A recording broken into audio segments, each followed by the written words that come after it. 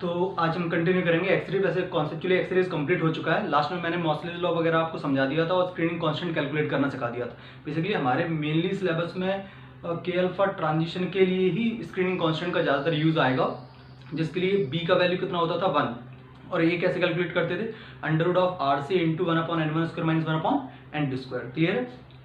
Okay. और आपका जो एग्जाम होने वाला है उसका जो सिलेबस था वो जिग्नेश सर ने आपको फिर से चेंज करके भेज दिया हो, तो उसमें क्या क्या आने वाला है, जो आपने एंट्रेंस एग्जाम के लेक्चर देख के, मेरे लेक्चर जो देखे हैं उतना ही सिलेबस आपके में आएगा। जैसे इलेक्ट्रोस्टैट 1, 2 और 2 में कैपेसिटर नहीं आएगा। ठीक है। उसके बाद आपका जो एटम है और जो न्यूक्लियर वगैरह ये सब आएगा, फोटोइलेक्ट्रिक इफेक्ट आएगा, एक्सरेज आएगा, और रेडियोएक्टिविटी नहीं आएगा इसमें, और न्यूक्लियर फिजिक्स भी नहीं आएगा इसमें। ठीक है। तो आप टेंशन लेने की जरूरत नहीं, आप अच्छे से प्रिपरेशन करो, और बाकी कोई दिक्कत आती तो मुझे फिर कॉल कर लो। और एक दिन में या फिर देखो संडे इवनिंग तक एक हम वो रखेंगे डाउट सेशन, जिसमें आपको क्या करेंगे, हम एक्सरेज से डाउट उठाना स्टार्ट करेंगे। तो आप एक्सरेज पूरा कंप्लीट कर दो, और उसके जो भी डाउट्स हैं वो हम संडे के दिन आपके पास नोटिफिकेशन आ जाएगा, जो मीटिंग में अरेंज करूंगा उसमें हम फिर डाउट्स के डिस्कशन करेंगे। ठीक है। कौन से डाउट, जो आपने लेक्चर देखोगे कुछ ना कुछ चीज़ें ऐसी निकल के आई होंगी जो आपको शायद ऊपर से निकल गई हो, समझ ना आई हो, है ना, तो वो चीज़ें हम इस लेक्चर में डिस्कस कर लेंगे। ठीक है। चलो स्टार्ट करते हैं अब एक्सरेज के प्रीवियस के आए हुए क्वेश्चन।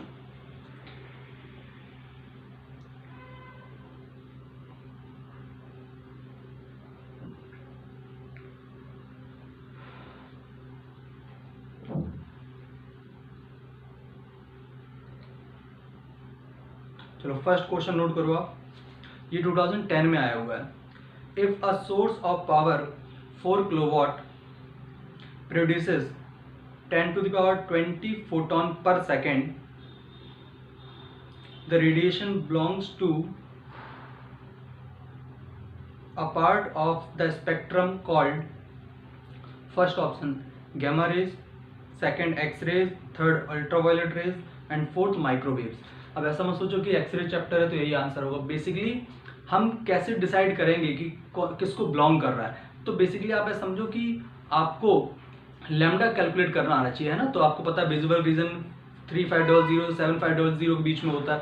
ऐसी सबकी एक रेंज होती है कि अगर एक्सरेज है तो उसकी रेंज, जैसे एक्सरेज की रेंज मैंने आपको बता दी कितनी होती है, 0.01 से लेके पॉइंट 1 से लेके कहाँ तक 100 एंगस्ट्रॉम के बीच में, है ना। ऐसी सबकी एक रेंज होती है, माइक्रोवेव की भी होती है और गैमा रेज की भी होती है। तो वो रेंज का एक स्पेक्ट्रम नहीं आता तो मैं आपको सेंड कर दूंगा, उसमें कोई इशू नहीं है। तो क्वेश्चन स्टार्ट करते हैं। पहले तो आपको बोला गया एक सोर्स है, आपको क्या गिवन है, फोटोन, नंबर ऑफ फोटोन पर सेकेंड।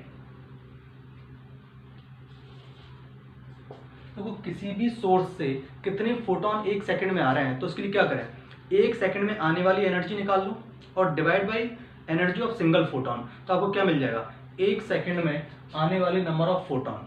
जैसे मैं आपसे कभी बोलता कि एक लाइट आ रही है, इससे कितने नंबर ऑफ फोटॉन्स आ रहे हैं एक सेकंड, तो आप क्या बोलोगे, एक सेकंड में कितनी एनर्जी आ रही है, divide by energy of single photon. यही करते थे।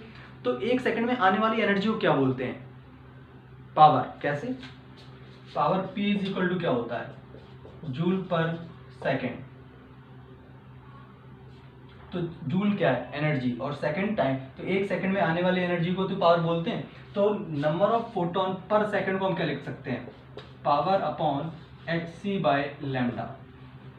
ये क्वांटिटी आपको गिवन है, that is 10 to the power 20 is equal to power कितना है, 4 kilowatt I think, into lambda upon H का वैल्यू अपने को पता है 6.6 इंटू -34 इंटू सी कितना हो गया 3 इंटू 10 to the power 8।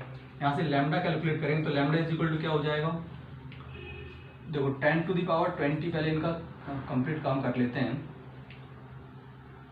ये हो जाएगा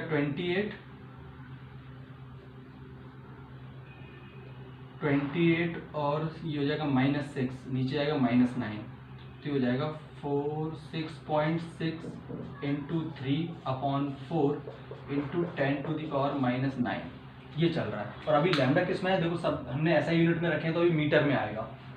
एंगस्ट्रॉम में कन्वर्ट करने के लिए हम क्या करते हैं, 10 से मल्टीप्लाई और 10 से डिवाइड कर देते हैं। तो ये हो जाएगा 66 इंटू 3/4 इंटू 10⁻⁻10। अभी किस में चल रहा है? मीटर में। अब इसे सॉल्व कर लो तो क्या हो जाएगा देखते हैं।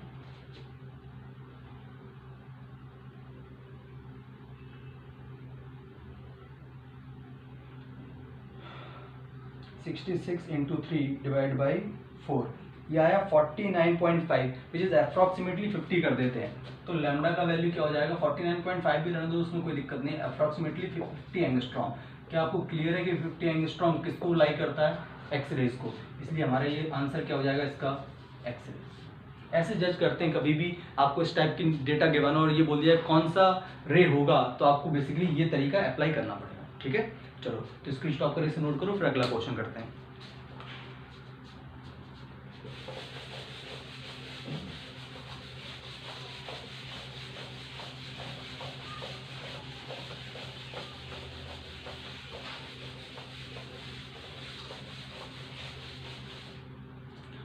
और एक बात, हमारा डबल नेचर जो थोड़ा सा रह गया है वो ये जैसे ही एक्सरेज खत्म होगा हम डबल नेचर पे आ जाएंगे। तो आपको जो एग्जाम में आने वाला है डबल नेचर तक, वहाँ तक के लेक्चर आप अच्छे से देख लो। प्रॉबेबली मैं कल ही अपलोड कर दूंगा जो आपके एग्जाम में आने वाले हैं सारे लेक्चर। ठीक है, चलो बेसिकली एक लेक्चर एक्सरेज में और लगेगा अगर क्वेश्चन कुछ अच्छे मिल गए तो, और उसके बाद एक लेक्चर सिर्फ लगेगा मुझे इसमें डबल नेचर ऑफ लाइट में, 1 या 2। तो आपको ऐसा मान के चलो एग्जाम में 3 लेक्चर की और प्रिपरेशन करनी है, तो आप 3 लेक्चर ये छोड़ के आगे आने वाले 3 लेक्चर और देख लेना, तो आपके जो एग्जाम में कंटेंट आने वाला है वो कवर हो जाएगा कंप्लीटली। ठीक है, अगला क्वेश्चन नोट करो।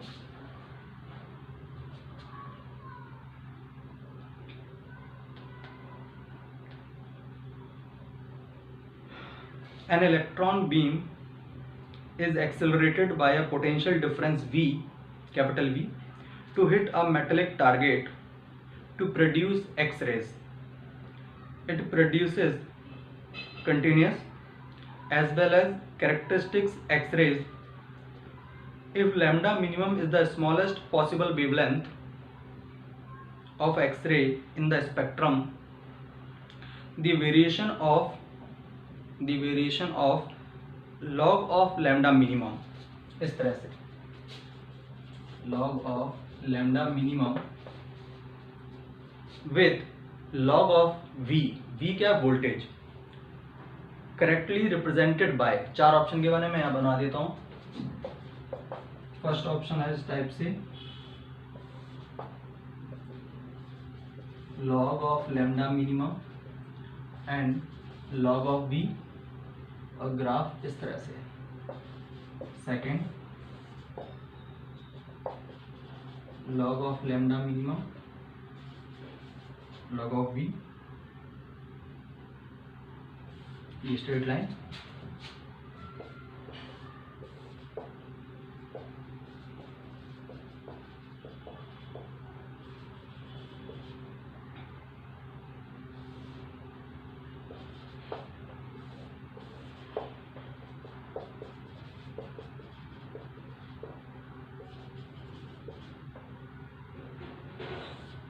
इस तरह से 4 ऑप्शन अपने गिवन है ना। अब देखते हैं कैसे सॉल्व किया जा सकता है इसको, है ना। बहुत सिंपल सा क्वेश्चन है ये 2017 में आया था, यस 2017 में, है ना।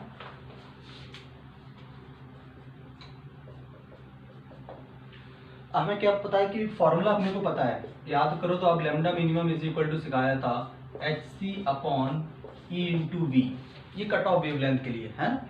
hc/e का वैल्यू क्या था? 12400, तो lambda minimum is equal to हो जाएगा 12400/v। दोनों साइड हम लॉग ले लें तो क्या आ जाएगा? Log of lambda minimum is equal to log of 12400 minus of log v। इसको थोड़ा रीअरेंज करके मैं यहाँ लिख देता हूँ, तो log of lambda minimum is equal to minus of log v plus log 12400। आप ध्यान से देखो तो ये लॉग लैम्डा मिनिमम और लॉग v में कैसा रिलेशन है? y is equal to minus mx plus c।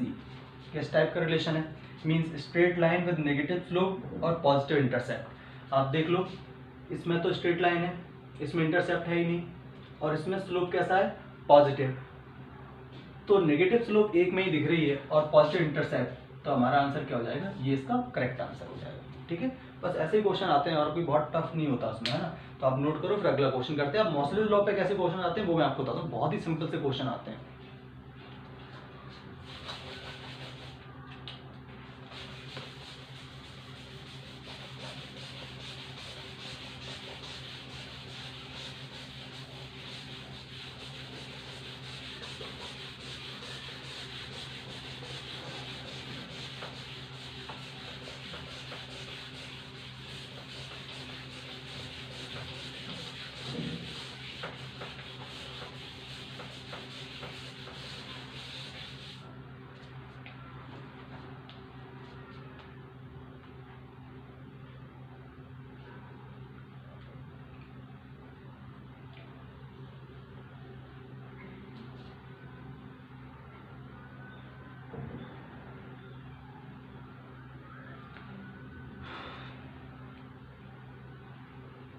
अब क्वेश्चन नोट करो, the wavelength of K alpha X-rays, the wavelength of K alpha X-rays emitted from zinc, जिसका atomic number Z is equal to कितना, 30, is 1.415।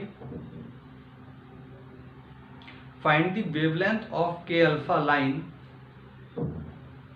Emitted from molybdenum Z is equal to 42, है ना। तो आपको क्या बोला, इसका 42 गिवन है और इसका कितना गिवन है, 30 गिवन है, और इसके लिए अपने एक के लिए वेवलेंथ कितना 1.415 और सेकंड के लिए कैलकुलेट करने के लिए बोला गया है।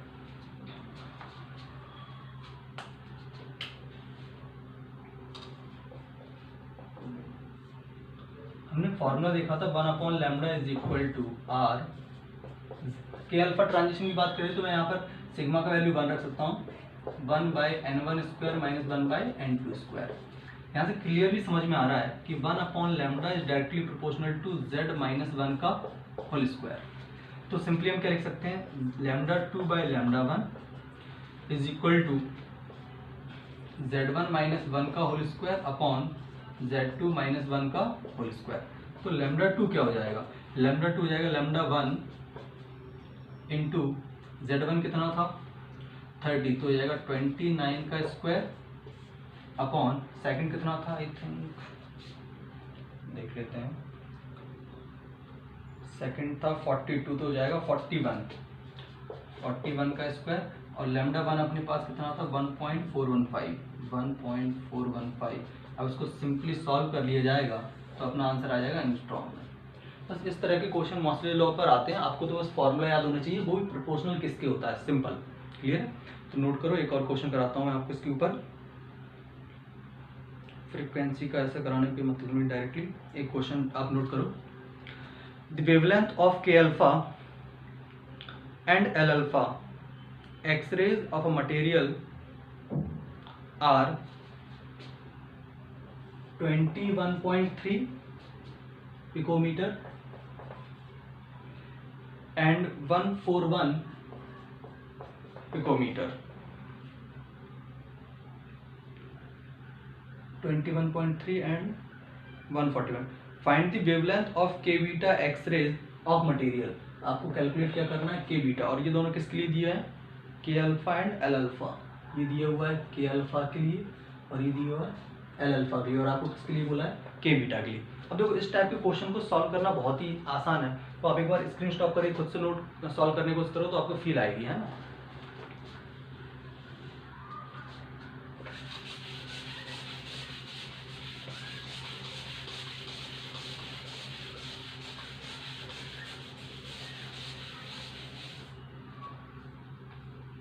अपने को ये बात पता है कि के अल्फा ट्रांजिशन कब होता है, ये हो गया के एल और एम। के अल्फा कब होगा, जब यहाँ से यहाँ आएगा, ये अपना हो गया के अल्फा। के बीटा कब होगा, जब बेसिकली आप यहाँ से यहाँ आओगे, ये हो गया के बीटा। और एल अल्फा कहाँ है, एल अल्फा हो गया यहाँ, ठीक है। यहाँ से एक बात अपने को एनर्जी का याद है, अपने को ये बात समझ में आती है कि इसकी एनर्जी और इसकी एनर्जी का टोटल ये एनर्जी की इक्वल होगा। तो हम क्या लिख सकते हैं, H C by lambda of K beta is equal to H C upon lambda of K alpha plus H C by lambda of L alpha. ये कैंसिल आउट हो जाएगा, के बीटा का वैल्यू चाहिए था, तो 1 upon lambda of K beta is equal to lambda of K alpha into lambda of L alpha और lambda of L alpha plus lambda of K alpha. तो lambda of K beta is equal to क्या हो जाएगा, इसको reverse कर दो। Lambda of K alpha कितना given था अपने को 21.3 into lambda of L alpha that is 141 upon, दोनों को ऐड कर देंगे तो 21.3 प्लस 141, इसको सॉल्व कर लेंगे तो जो भी आएगा वो पिकोमीटर में आंसर होगा, है ना। इस तरह के बहुत ही सिंपल से बेसिक क्वेश्चन पूछे जाते हैं। अब इस क्वेश्चन देखो तो क्या है, कुछ भी नहीं बट आया हुआ है। लास्ट क्वेश्चन नोट करो, फिर इसके बाद अपना चैप्टर कंप्लीट हो जाएगा, फिर स्टार्ट करेंगे डबल नेचर ऑफ लाइट, है ना। तो बस 2 लेक्चर में वो कंप्लीट कर दूंगा मैं। क्वेश्चन है an X-rays tube operates at 20 kilowatt, find the maximum speed of the electron striking the anode, also find the minimum wavelength of X-ray generated, take the charge of electron, वो अपने को पता है mass of electron that is 9 into 10⁻31 kg। आपने को क्या given है 20 kilowatt पे ऑपरेट हो रहा है और मैक्सिमम स्पीड निकालनी है और कट ऑफ वेवलेंथ भी निकालना है। आपने को ये बहुत ही सिंपल सा क्वेश्चन है। आपने को पता है कि जब भी किसी इलेक्ट्रॉन को किसी बैटरी से एक्सेलरेट कराया जाता है तो उसकी मैक्सिमम काइनेटिक एनर्जी होती है E into V. E into V क्यों, बेसिकली होता था Q into V, but electron को एक्सेलरेट कराया तो चार्ज कितना होगा EV। तो हम यहाँ पर क्या लिख सकते हैं, EV is equal to half mv square. This is the maximum speed which an electron can achieve if it is accelerated by a voltage of V. Clear है? Okay. तो V max is equal to V is equal to क्या हो जाएगा 2EV by m का under root. बस उसमें data substitute करना है और आंसर आ जाएगा। तो हो जाएगा 2 इंटू ई का वैल्यू 1.6 इंटू 10⁻90 इंटू वोल्टेज कितना था 20 किलोवाट आई थिंक, तो 20 इंटू 10⁻³ अपॉन मास कितना हो जाएगा 9 इंटू 10⁻31। और इसे सॉल्व कर लेना, जो भी आए वो मीटर पर सेकंड में आंसर आ जाएगा। मैं एक बार डेटा चेक कर लेता हूँ, कुछ गलत तो नहीं रख दिया मैंने। 20 किलोवाट परफेक्ट है, बस बाकी तो सब है ही सही। अब अपने क्या निकालना है कट ऑफ वेवलेंथ। तो अपने को कट ऑफ वेवलेंथ तो सिंपल सा पता ही है, lambda minimum is equal to क्या होता था 12400 अपॉन वी किसमें वोल्ट में, और आंसर किसमें आएगा एंगस्ट्रॉम में। तो रख दो उसमें वैल्यू, तो lambda minimum is equal to क्या हो जाएगा 12400 अपॉन 20 ये चला गया 124 डिवाइड बाई 200,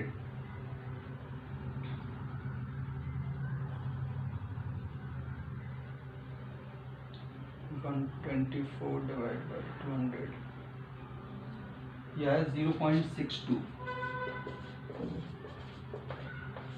तो ये हो गया मिनिमम, ये कट ऑफ वेवलेंथ, और ये हमारी आगे मैक्सिमम स्पीड से सॉल्व करने का जो भी है, ठीक है।